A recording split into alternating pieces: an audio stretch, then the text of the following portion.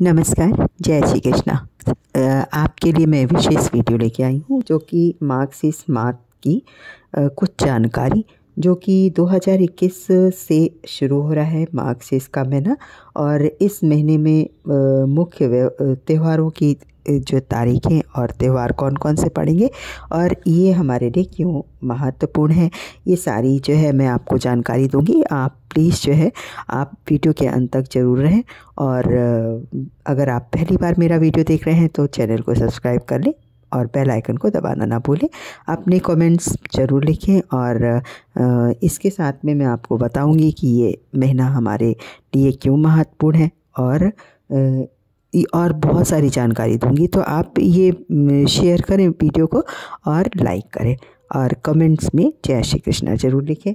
तो अब बताऊंगी कि ये 19 नवंबर 2021 को कार्तिक पूर्णिमा पड़ रही है। इसके अगले दिन यानी 20 नवंबर से मार्क्सिस्ट मास का आरंभ हो गया है, जिसका समापन 19 दिसंबर 2021 को होगा। कि तो मैं आपको बताऊंगी कि मार्क्सिस्ट मास में पड़ने वाले मुख्य व्रत और त्यौहार की तारीखें, ताकि जो है व्रत की तारीखों को लेकर कोई भी दिक्कत ना हो, क्योंकि बहुत परेशानी हो जाती है, दो तिथि पड़ जाती है। तो ये जो मैं आपको बता रही हूँ कि 19 नवंबर 2021 को कार्तिक पूर्णिमा पड़ रही थी, तो जा चुकी है वो। इसके लिए अगले दिन यानी 20 नवंबर से मार्क्सिस्ट मास का आरंभ होगा, जिसका समापन 19 दिसंबर 2021 को होगा। ये हिंदू वर्ष का 9वां माह होता है। प्रत्येक चंद्र मास का नाम उसके नक्षत्र के आधार पर रखा जाता है। तो मार्क्सिस्ट माह में मृगशिरा नक्षत्र होता है, इसलिए इसे मार्क्सिस्ट कहा जाता है। और वैसे कहा जाए तो इसको अगहन के नाम से भी जाना जाता है। और इस माह में शिव भगवान श्री कृष्ण की उपासना का विशेष महत्व माना गया है। और मार्क्सिस्ट माह में भी कई मुख्य त्यौहार पड़ते हैं। और इसमें एक जैसे कि एक वैभव लक्ष्मी का त्यौहार होता है, उसी तरह से इस महीने में बृहस्पति को माँ लक्ष्मी को खुश करने के लिए मान्यता मानी जाती है। तो जितने बृहस्पति इस मार्क्सिस्ट में पढ़ते हैं उनका व्रत रहा जाता है और इससे अपनी सब लोग मनोकामना पूर्ण करते हैं। तो मार्क्सिस्ट मास में पड़ने वाले मुख्य त्यौहार मैं आपको बता दूं कौन कौन से हैं। 21 नवंबर शनिवार रोहिणी व्रत है। और उसके बाद 23 नवंबर दिन मंगलवार गणाधिपति संकष्टी चतुर्थी, जिसे गणेश चतुर्थी के नाम से जाना जाता है। और 27 नवंबर को शनिवार को मासिक कालाष्टमी काल भैरव जयंती है। इसमें हम काल भैरव भगवान को खुश कर सकते हैं, जिसके ऊपर भी अगर कोई निगेटिव ऊर्जा है तो इसको घर में बैठ के या काल भैरव के मंदिर में जाके अपनी सारी प्रॉब्लम्स को भगवान से आराधना करके भगवान के सामने दीपक जला के वो दूर कर सकता है। और 30 नवंबर दिन मंगलवार उत्पन्ना एकादशी है। और 2 दिसंबर दिन गुरुवार प्रदोष व्रत मासिक शिवरात्रि है। और 4 दिसंबर दिन शनिवार अमावस्या तिथि सूर्य ग्रहण है। और 5 दिसंबर दिन रविवार मार्क्सिस्ट शुक्ल पक्ष की प्रतिपदा।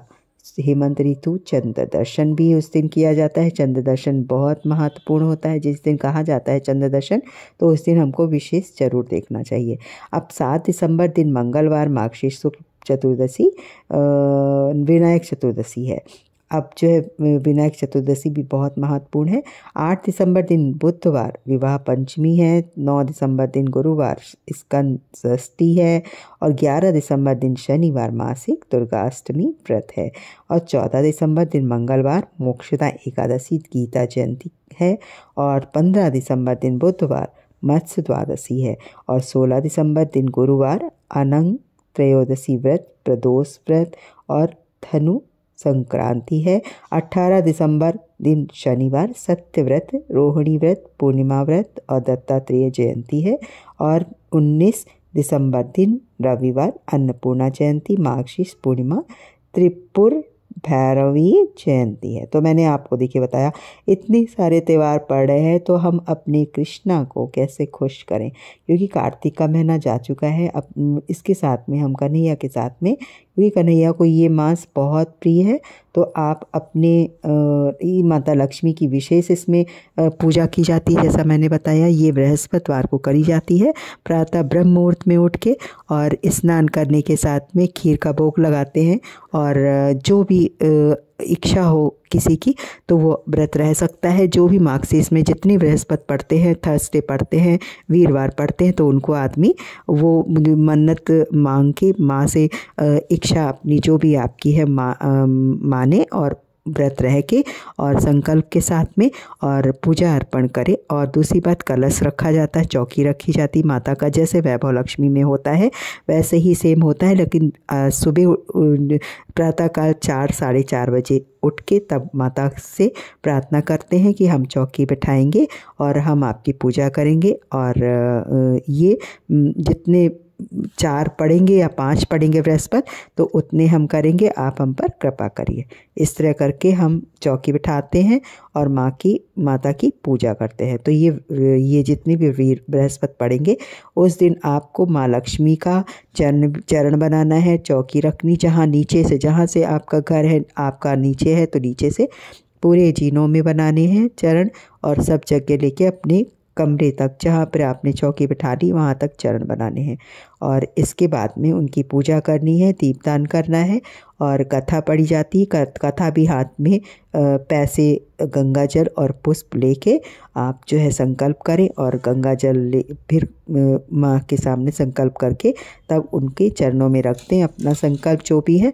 और उसके बाद में फिर हाथ में पुष्प लेके गंगा जल लेके आप कथा इसकी पढ़ें। उसके बाद में आप आरती भोग लगाकर उसका व्रत का समापन करें। और बाद में इसके बाद में जब आपका पूर्ण हो जाए तो आपको माँ लक्ष्मी के निमित्त कुछ दान करना चाहिए। तो ये था, मैंने आपको मार्गशीर्ष का बताया। आपको ये मेरा वीडियो कैसा लगा ज़रूर बताएं।